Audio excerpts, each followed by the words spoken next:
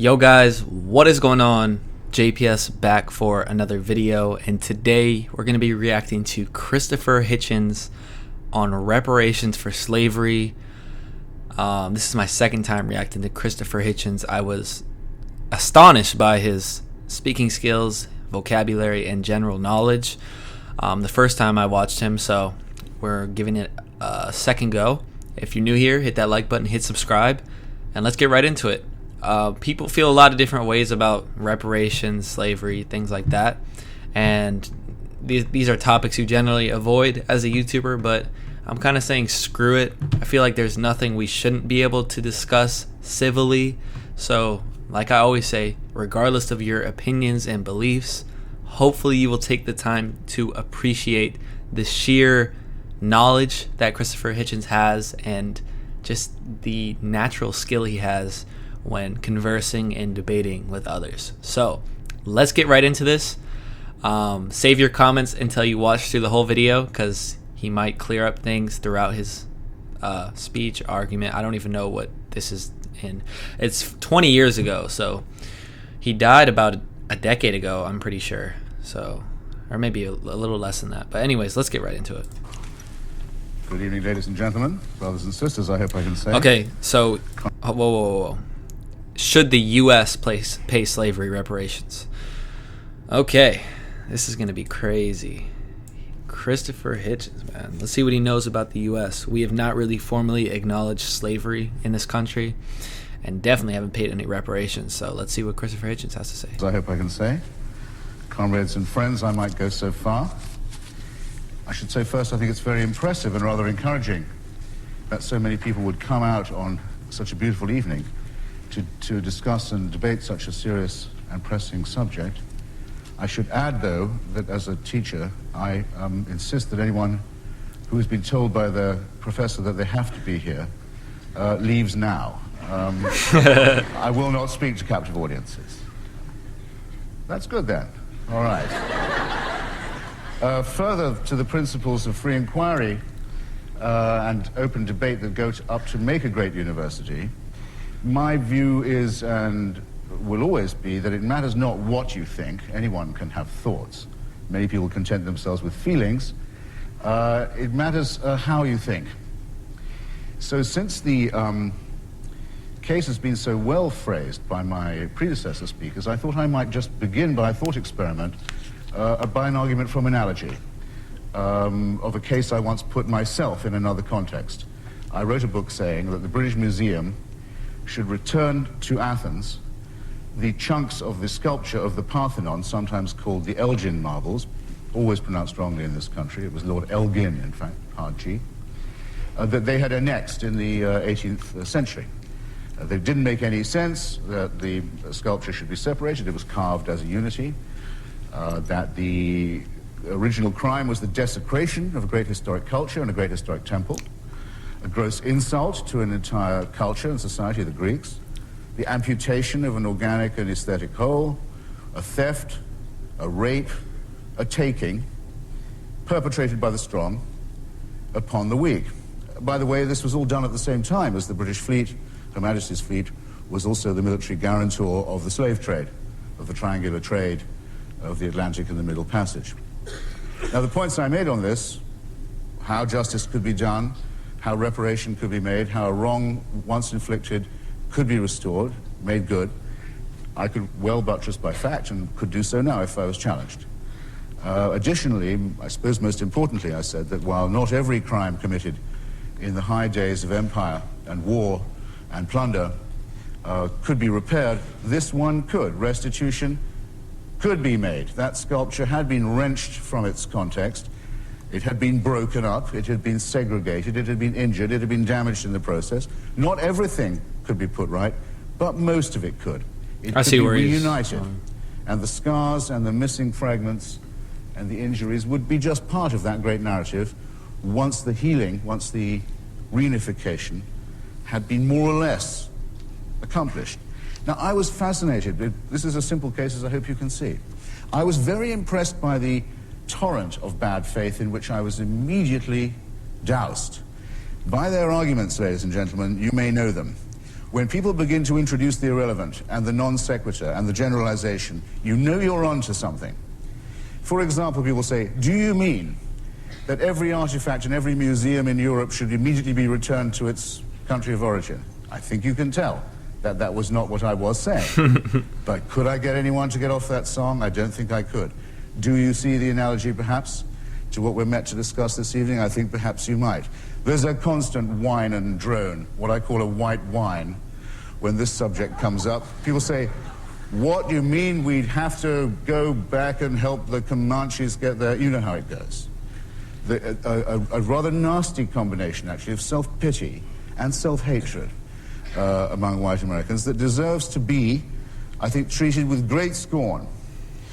I was told, well, what about the Babylonians? I said, well, the Babylonians are not going to come and make a claim. The stuff from Babylon in the British Museum is probably best off where it is. The Rosetta Stone and the pharaonic material there is probably best off where it is. More people will see it. And there are no pharaonic Egyptians to press a claim either. Why are you mentioning this when there's a real case before you that could be made, and a real injustice that could be repaired? I think I know why. I think I feel the itchings and prickings of a bad conscience behind this kind and mode of argument. Then it was said, well, didn't the great noble Lord Elgin actually sort of rescue the sculpture by stealing it and using it first to decorate his private home and then to make a fortune by selling it?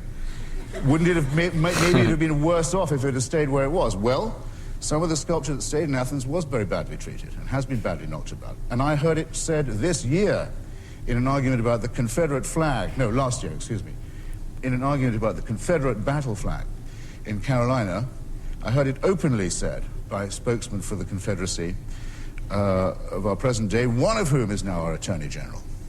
But he, not that he said this, but partisans of his said this, said, well, how would those Africans have got along if we just left them in West Africa? Didn't we do them a favor? We made them Americans, didn't we? We brought them here. Do they wish they had not been removed? Now, this argument also, I think, shows a very bad conscience. Indeed, I'm going to come back to this argument, by the way. Okay, I have so much to say, but I'm trying my best to hold it in until the end. Oh my gosh. What I do want to say is some of you may feel your blood pressure rising because you don't think the same, you don't agree with what Christopher Hitchens is saying. And personally, I'm going to save my opinion for the end, but that may be you. And what I urge you to do is really accept what he's saying, even if you don't agree with it, and try and see his perspective, because he is making a very, very valid point right now. And this is an awesome analogy, which kind of gives away my opinion. But anyways, let's keep going. Bear it in mind. Bear in mind what the underlay of this discussion really is. But always notice and pay attention when people appear to be changing the subject and distracting or trying to redirect your attention. Exactly. To some theoretical or cosmic or abstract injustice that can't be rectified, that's beyond the reach of justice, that's past our power to heal or to alter. In other words, beware when someone tries to make the best the enemy of the good. This is the charge I'm going to make against the good Professor Lowry, whose opening speech I thought was superb. Beware of making the best the enemy of the good. That's where I'll turn to our present case. Review it in the same way. Conduct, if you will, the same thought experiment. Was there an original traceable offense? Was there a taking, a theft, a rape, a dispossession, a confiscation? There isn't a thinking person who can say no to that. Yeah. The evidence is very clear, and it mounts with every chapter of historical inquiry. Did it consist of, as I say, a confiscation? Can it therefore be made good?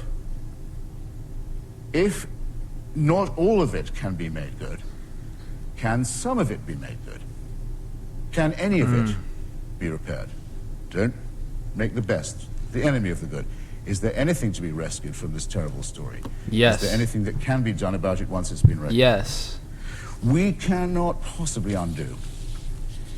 I actually don't think we even dare think of the scope of what it would take to imagine undoing the damage done to Africa, especially to West Africa, by the period of colonization colonial division, plunder, slavery, and rape. We can't undo the enforced underdevelopment of Africa, though we are, you may notice, compelled to keep trying to do that on other fronts all the time and to deal with the consequences of the amputation and dismemberment of Africa in that period. And who would say we shouldn't do that, little enough as it is? Who would say it isn't our responsibility to do that in Africa now as well? I hope none of you would. We can't make up for the Middle Passage, for the uncounted millions of people who were captured and raped and tortured before they even made it across the Atlantic to be other people's property. We can't undo that, but we can refuse, we can decline to forget it. If you really want to think about all the things that can't be redeemed, you'll be in some danger, I think, of weeping. Honestly. In my hometown of Washington, D.C., there's hardly one official brick piled on another that wasn't piled there by unpaid labor under the whip. And that dead labor becomes dead capital and dead souls, dead money, and it's piled actually in the Treasury Department and the federal financial system, who took that free labor and those dead souls and turned it into capital, and it's back pay, and it's owed, and it's overdue. Now, Professor Lowry, in his very indignant nobility, said that he would repudiate this cash. He'd say, keep your money, you can't buy me like that. I respect him very much for it. I hope he would say that. I would support him in saying it if he would. He can only say it for himself, it seems to me. He misses two opportunities, and I'll have to condense my remarks here. He misses the chance, a very important chance. He doesn't want us to miseducate African Americans, to feel dependent, to feel mendicant, to feel entitled. And I see why he says so. He's missing the chance to remind white society of what it does not know. He's missing the chance to challenge the complacency and historical nullity of white society that says we don't owe anyone anything. How dare these people bring all this stuff up? It's the, it was too long ago. So when he says keep your damn money, I'm all the way with him, but he can't say keep your damn history, and let's turn that back too. This is America. The right to entitlement, to inheritance, to a share in the common treasury is what defines that. If it has to be fought for at law, so much the worse. But there's no alternative but to fight over it, and if I've done nothing else, I'm sure now every one of you knows that Lord Elgin is pronounced with a hard G. Wow. Oh my gosh. It spoke for himself. He spoke for himself. He didn't even have to say the U.S. owes reparations. I mean, his argument just, he didn't even have to like formally say that. His argument said, yeah. Now, as for what I think about this, it's a lot to unload. You know, everything regarding slavery is just it's terrible. And as white people, I think we do have a responsibility to educate ourselves on it. And just think about the inherent privileges we have just from our color over people still, which are very significant and much more significant than many of us will ever know. And some of you guys are probably going to be disagreeing with my perspective and what I'm saying. And what I want to say to that is I thought the exact same thing 5 years ago. It's true. Like, I didn't think I had any privilege. Like, what type of privilege do I have? Like, that's the whole argument. People are always like, oh, but there's poor white people. There's poor white people out there. They don't have privilege, but they still do have privilege because of their skin. And we can talk about those privileges another time if you guys want me to, and just those general advantages that are naturally given to us from the color of our skin. They're not our fault. They're not our fault. It's not your fault, but it is your fault if you choose not to educate yourself, and you are just if you decide to be complacent and ignorant,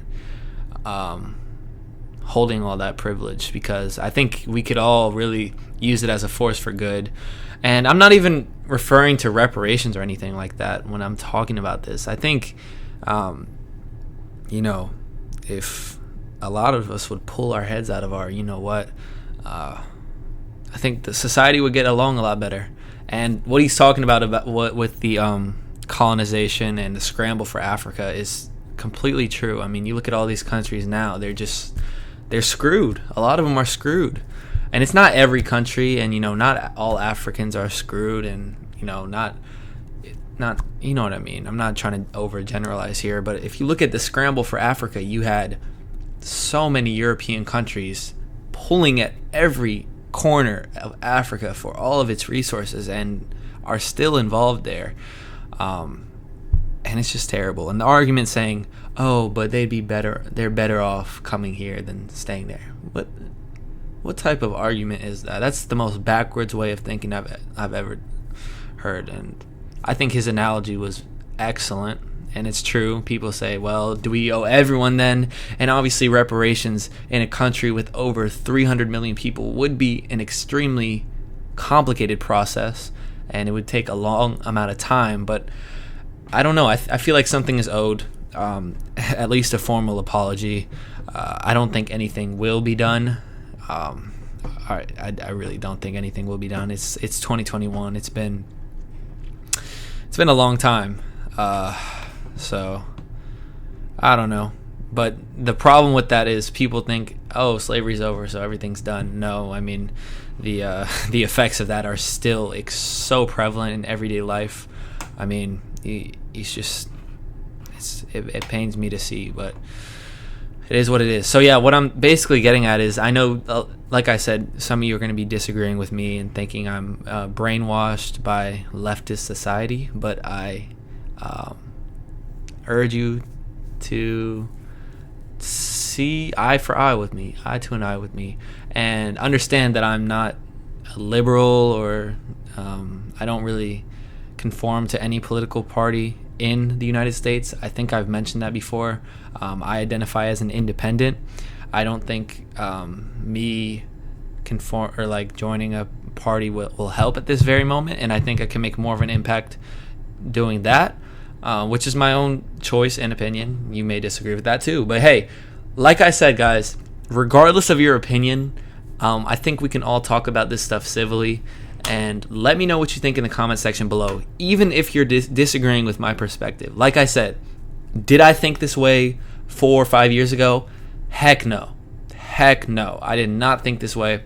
And what changed my mind was actually class. I had an amazing English teacher who talked a lot about the white privilege and stuff. And when she began talking about it, I was a little angry. I was like, what are you talking about? You know what I mean? It kind of feels like you are being punched in the throat when people mention stuff like that. And I know exactly how that feels. Your blood pressure goes up. That's why I mentioned it before, because I know some of you were feeling that way. You just feel like someone's attacking you. And obviously you didn't do anything to, like, it's not your fault. Like, no one can control what they're born as. It's not your fault, but what you choose to do subsequently is completely under your control, and there are resources out there to look at other points of views and perspectives. I mean, I don't know. I just think we all have an obligation to change our mode of thinking every now and then and accept different ideas. So, like I said, it's not our fault inherently. I mean, it's the past and the people of the past and our ancestors and our fathers and grandfathers, etc. But it is completely our fault and responsibility to educate ourselves and to do some of the things I said. So let me know. I can speak on this further in another video. I don't want to keep this one rolling too long, but yeah, I have a lot of ideas and I don't know, ideas and like things that I think could help move society forward in the future, and actual like actions we can take. So if you guys want me to make a separate video about that, just me talking, I would definitely enjoy doing that. But yeah, there's no hard feelings. If you think differently, like I said, please comment down below. I would love to have a conversation. It's not going to be anger or anything. I don't hold any resentment to others who think differently. Obviously, I can't say the same for the African American community, and they are completely justified in feeling resentment towards others, because we will never know how they feel about this stuff, and all we can do is empathize. But don't never try and be like, oh, it's tough. Like, you really don't know. I don't know. We don't know. So yeah, and when I say we, I'm saying white people, because this kind of monologue at the end of this video was geared towards white people specifically. But thanks so much for watching, and I will catch you in the next video.